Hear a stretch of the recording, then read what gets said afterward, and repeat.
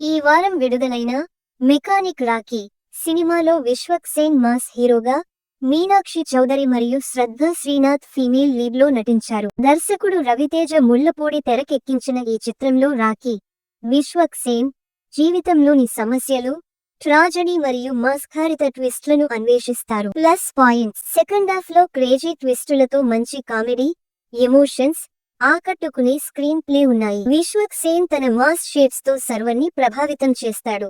మీనాక్షి చౌదరి, శ్రద్ధ శ్రీనాథ్ చక్కటి నటనతో మెప్పించారు.